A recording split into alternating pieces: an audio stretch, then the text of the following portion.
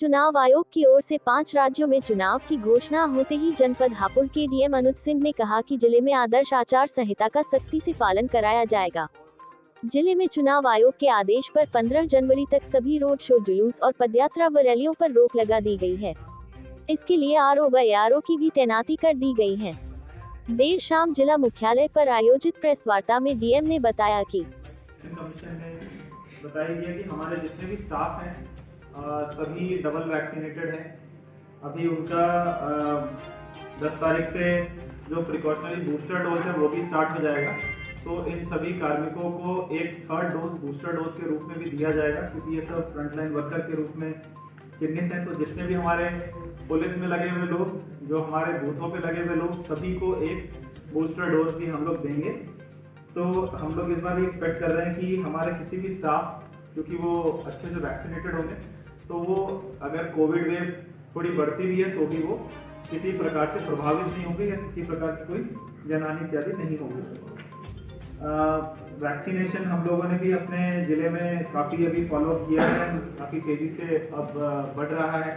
और इसमें से 15 से 17 का जो एज ग्रुप है उसको भी हमने टेकअप किया है और ये हमारा तेज़ी से आगे की ओर बढ़ा है। एक नई चीज़ है, इस बार जिलेवार इलेक्शन कमीशन इस बार हेल्थ के लिए भी एक नोडल ऑफिसर अपॉइंट करेगा।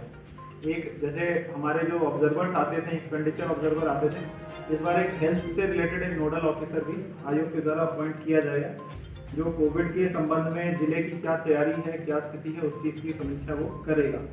की सुविधा इस बार आयोग ने उपलब्ध कराने के निर्देश दिए हैं। उसमें दिव्यांग मतदाताओं के साथ साथ जो हमारे सीनियर सिटीजन हैं, 80+ जो हमारे वोटर्स हैं, उनको भी कहा है कि ये सुविधा उपलब्ध कराएं। तो 80+ के हमारे यहाँ पे 14,200 मतदाता हैं, इनकी भी हम लोगों ने सूची तैयार कर ली है और इनको भी पोस्टल बैलेट घर में जाके गिराने की सुविधा दी जाएगी। और जो व्यक्ति कोविड से पीड़ित हैं, अगर उनके पास कोविड होने का अगर सर्टिफिकेट अगर वो उपलब्ध कराएंगे तो उनका भी मतदान जो कार्मिक है वो जाके उनके घरों पे गिराएंगे। इसमें मतदान गिराने के लिए व्यवस्था जो पोस्टल बैलेट की है वो ये है कि इसमें जो हमारा बीएलओ है वो इनके घरों पे जाके इनको एक फॉर्म देगा जिसको 12D कहते हैं, और वो उसमें ये हमें अवगत कराएगा कि वो घर पे मतदान डालना चाहता है कि बूथ पे। अगर उसने ये चुना कि वो घर पे मतदान डालना चाहता है तो हमारा बीएलओ फिर उसको एक तिथि से अवगत कराएगा, उस तिथि पे जाके वो उसको मतदान गिराएगा। अगर वो उस तिथि को नहीं मिला तो फिर से उसको एक नई तिथि को अवगत कराएगा, जो कि अगले दिन की होगी, और उस दिन वो जाके दोबारा उसका मतदान करवाने का प्रयास करेगा। तो 2 प्रयास उसका वोट गिराने का आयोग के निर्णय अनुसार किया जाएगा। इसके साथ ही इस बार एक नई व्यवस्था आयोग ने शुरू की है, वो है ऑनलाइन नॉमिनेशन की। जो कैंडिडेट्स हैं वो अगर चाहें तो अपना नॉमिनेशन ऑनलाइन भी भर सकते हैं। इसमें डिटेल्स जो है वो अभी जब हमें प्राप्त होगा तो हम आपको दे देंगे। एक और जो नई व्यवस्था है, इस बार आप लोगों ने इलेक्शन कमीशन की भी सीसी में सुना होगा, वो है कि जितने भी कैंडिडेट्स हैं उनको अपने, अगर वो किसी क्रिमिनल हिस्ट्री वाले कैंडिडेट्स हैं, क्रिमिनल एंटीसीडेंट्स हैं उनके, तो उनको अनिवार्य रूप से 3 बार अखबारों में पब्लिश कराना पड़ेगा कि वो इस बार प्रत्याशी हैं और उनके विरुद्ध क्या क्या क्रिमिनल उनके एंटीसीडेंट्स है, क्या क्या उनका क्रिमिनल हिस्ट्री है। और साथ ही साथ जो पॉलिटिकल पार्टीज हैं वो भी अपने होम पेज पे इसको प्रदर्शित करेंगे। और जो निर्देश आए हैं ये सुप्रीम कोर्ट के आदेश के अनुक्रम में हैं, और अगर कोई ये नहीं करेगा तो वो सीधे इस सुप्रीम कोर्ट के निर्देश के कंटेम्प्ट में होगा। तो और इस पर हमारा प्रयास रहेगा कि बूथों पे बहुत ज़्यादा भीड़ ना हो।